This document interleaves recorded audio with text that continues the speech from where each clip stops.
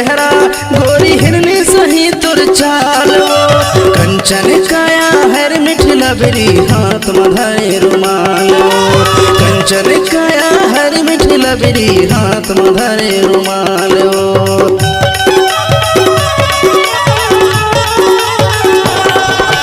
चंदा सही तुर चेहरा गोरी हिरनी सही तुर चाल कंचन काया हर मिठला बेरी हाथ मधाए रुमाल कंचन काया हर मिठला बेरी हाथ मधाए रुमाल लगे नहीं रे लगे नहीं लगे नहीं गा लगे नहीं देखे बिना रजतोला मन लगे नहीं देखे बिना गोरी थोला माने माने नहीं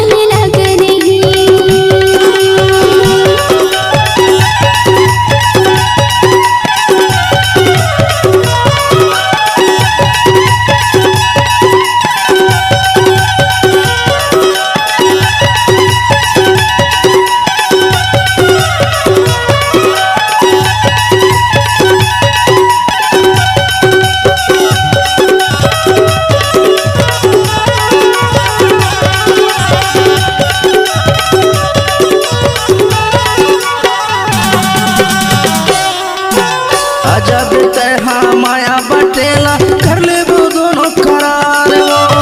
झन भुलावे मोर माया ना गोरी अजाबे ते अजवार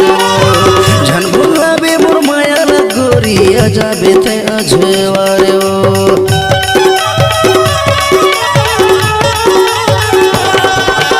अजाबे ते माया बटेला कर ले दोनों करार झन भुलावे मोर माया ना बाई अजाबे ते अजवार झन भुलावे मोर माया ना गोरी अजाबे ते अजवार लगे नहीं गा लगे नहीं माने नहीं ओ माने नहीं देखे बिना रजतोला मन लगे नहीं देखे बिना गोरी थोला माने माने नहीं देखे बिना रजतोला मन लगे नहीं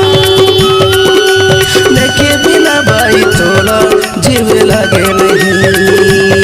मन लगे नहीं मन भरे नहीं मन लगे नहीं। छत्तीसगढ़ी सांस्कृतिक लोक कला मंच माटी मोर महतारी ग्राम अजहर जिला डिंडोरी गायक कृष्णा कौराई एवं गायिका राधा पड़वार की मधुर आवाज में किसी भी शुभ अवसर पर छत्तीसगढ़ी स्टेज प्रोग्राम के लिए संपर्क करें। हमारा नंबर है गायक कृष्णा कौराई, मोबाइल नंबर 8780379979 एवं मोनू प्रधान 9826 और 8435 63 23 73। प्रोग्राम के लिए आज ही